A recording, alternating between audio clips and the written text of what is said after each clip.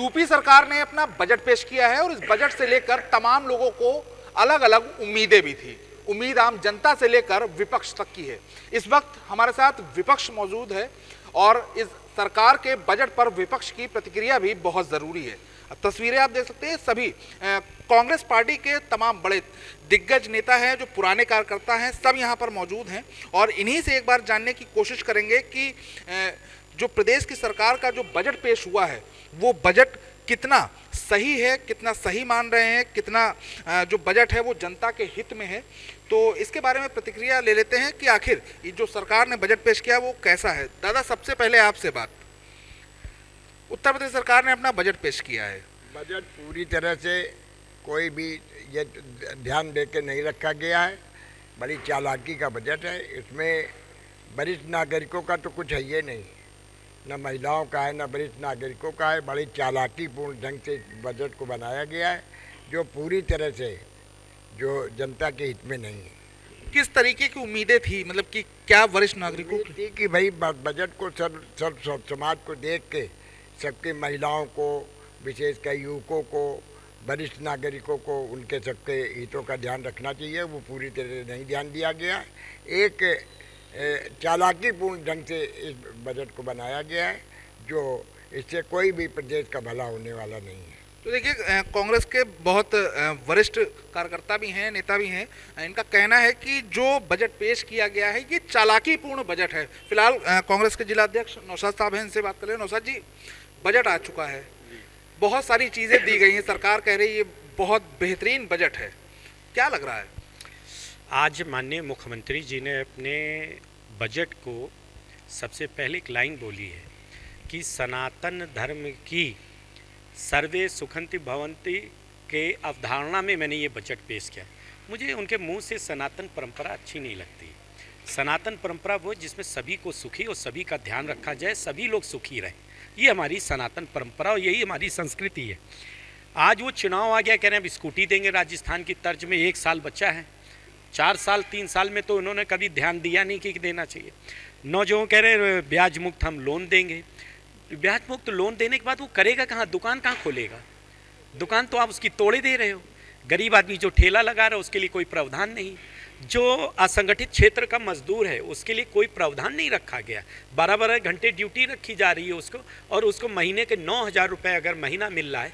संविदा पे कर्मचारी जो हैं, सफाई कर्मचारी हैं, उनको 12,000 रुपये मिल रहे हैं, उनको नहीं बढ़ाया। आपने वृद्धों के पेंशन के ऊपर कोई आपने गंभीरतापूर्वक चिंतन नहीं किया कि उनकी वृद्धा पेंशन कैसे बढ़ाई गई। आप कहाँ ले जा रहे हो? ना रोजगार, ना किसान के पास आपके लिए कोई प्रावधान है। किसानों को क्या उत्तर प्रदेश में प्रावधान क्या? जो गरीब आदमी उसके पास बिजली इतनी महंगी कर दी है कि उसके घर के बल्ब जलाने में ही वो जीवन गुजार रहा है कि एक बल्ब जला ले उसी में घर जिंदगी गुजार। बेरोजगार, नौजवान, किसान, कोई कुछ नहीं। इस शहर कानपुर को क्या दिया है? गड्ढे।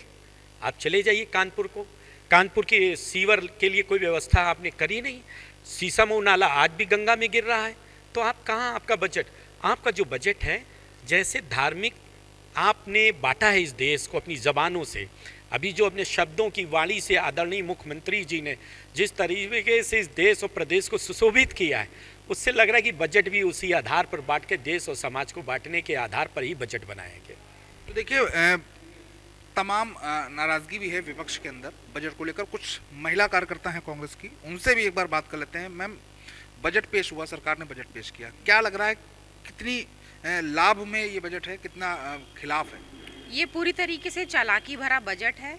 इसमें सबसे पहले तो अनुसूचित जाति के लिए कोई भी सुविधा नहीं दी गई है, ना उनके बच्चों को पढ़ाई में कोई रियायत दी गई है।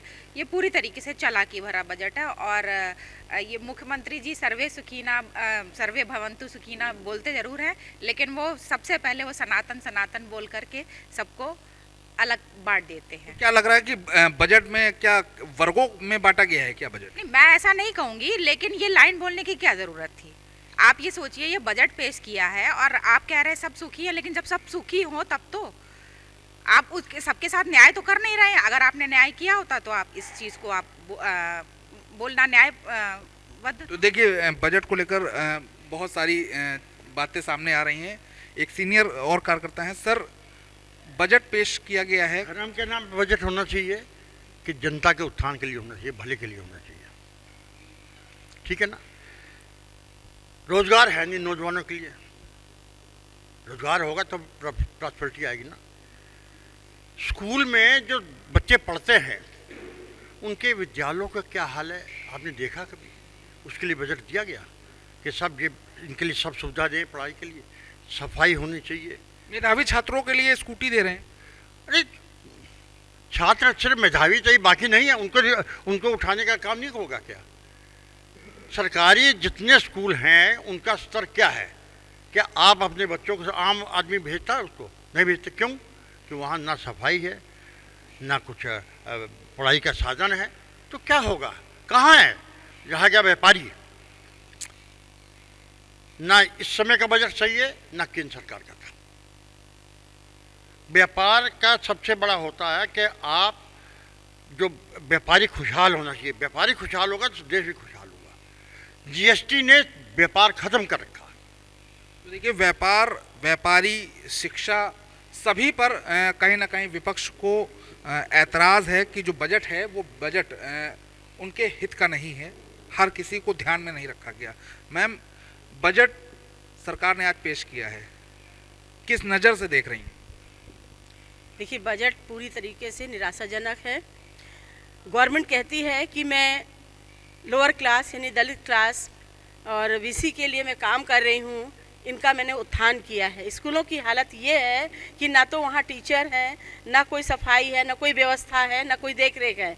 आपने बजट जो शिक्षा पे जो बजट होता है पर ईयर आप कम करते जा रहे हैं। इसका साफ मतलब है कि आप पूंजीवादी व्यवस्था में प्राइवेटाइजेशन की ओर जा रहे हैं और प्राइवेट स्कूलों की फीस इतनी ज़्यादा लगा दी है कि आम आदमी, आम एक जो दलित या जो कमज़ोर वर्ग के लोग हैं वो अपने बच्चों को प्राइवेट में नहीं पढ़ा सकते। तो इस पूरी तरीके से सरकार की मंशा है कि गरीब और दलितों के बच्चों को आगे चल के मजदूर बनाया जाए, वर्कर बनाया जाए। वही चीज़ आज देखने को मिल रहा है। तो ना रोजगार है, ना ही उनको किसी प्रकार का सम्मान है, ना उनकी सुरक्षा है।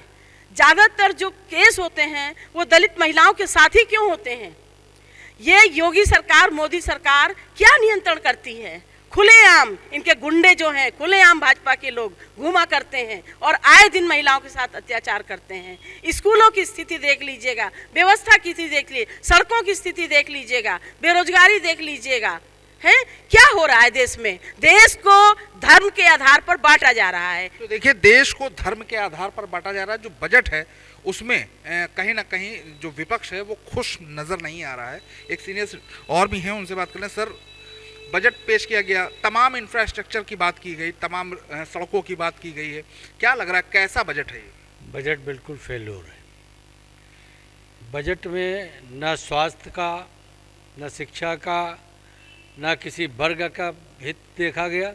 उन्होंने अपना मनमाना बजट पेश किया है। उनका जैसा वो भाषणों में कहते हैं, सनातन सनातन सनातन, आज तक हमारी समझ में नहीं आया सरकार सनातन है या ये देश सनातन है या हमारे राष्ट्र में रहने वाले लोग, क्या ये जितने भी लोग रहते हैं वो एकता के स्वरूप नहीं है। इसलिए आप सिर्फ एक बात सनातन को लेके और आपने बजट में भी वही शब्द का प्रयोग किया, सनातन शब्द का प्रयोग किया। ये बहुत ही निराशाजनक है। तो देखिए, निराश हैं विपक्ष, निराश है इस बजट से।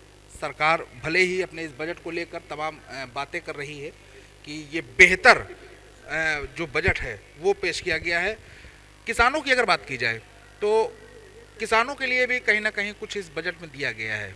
देखिए, 8,08,736 करोड़ का बजट है। ये नवा बजट पेश किया है योगी सरकार ने। सबसे बड़ी चीज़ है कि ये अपनी असफलताओं को छुपाने का ये बजट है। बता रहे हैं कि केंद्र सरकार की ग्रोथ रेट 9.1 है, हमारी प्रदेश की ग्रोथ रेट जो है 11.4 है। पूरा झूठ पे आधारित ये बजट पेश किया गया। 80 करोड़ रुपया इन्होंने किसानों की समृद्धि के लिए रखा है, जो कि ना के बराबर है। क्योंकि आप देखिए, किसानों के पास जो बिजली है, कनेक्शन कटे हुए हैं। किसान खेती को अपना जो इस वक्त जो मौजूदा हालात उत्तर प्रदेश के, वो घाटे का सौदा मान रहा है और लोग अपनी ज़मीनें बेच रहे हैं। ना बीजों पर कोई किया गया। सीड्स फाउंडेशन के जो संस्था, इन्होंने पिछले भी बजट में कहा था कि किसानों के लिए हम सीड और बीज उत्पादन के लिए योजनाएं लाएंगे। वो योजनाएं जो 2024-25 में थी वो योजनाएं पूरी नहीं हुई, और 2025 और 26 में वही योजनाओं को किसानों के लिए दोबारा इन्होंने प्रस्तुत कर दिया। आप देखिए, नहरें सूखी पड़ी हुई हैं, नलकूपों के जो क्या कहते हैं कनेक्शन है वो काट दिए गए हैं। किसान परेशान है कि वो आखिर अपनी खेती को बेचे कहाँ। आज बड़े बड़े वायर हाउस खुल गए हैं, किसानों की जो फसल है सीधे वायर हाउस में पहुंच रही है, किसानों को उनके लागत का मूल्य नहीं मिल रहा है। आप देखिए, जो क्या कहते हैं खाद है, खाद 5 किलो कम कर दी गई और खाद के रेट बढ़ा दिए गए। आज खाद की उपलब्धता भी नहीं है। तो आप देखिए, किसान तो हर तरह से मारा जा रहा है। आप कह रहे हैं कि हमने बजट में किसानों के जो हम अपने समृद्धि के लिए जो उनका पैसा भेजेंगे, आज भी किसान परेशान है कि उसके खातों में 800-900 रुपये डाले जा रहे हैं।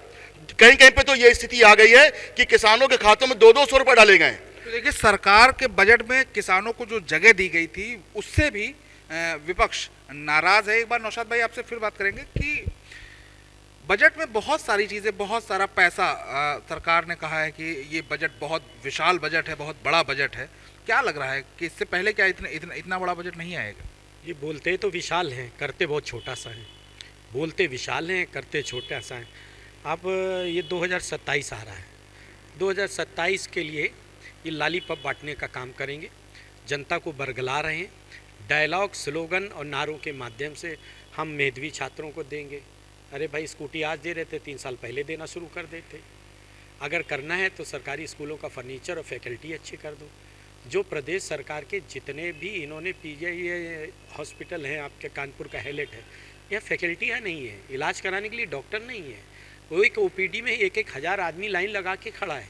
इसके ऊपर उनका कोई फोकस नहीं, प्रावधान नहीं कि कैसे होगा।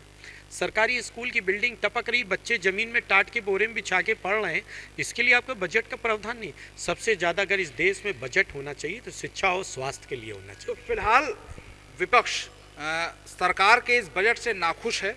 तमाम ऐसे मुद्दे हैं जिन पर विपक्ष का मानना है कि सरकार को उस पर ध्यान देना चाहिए।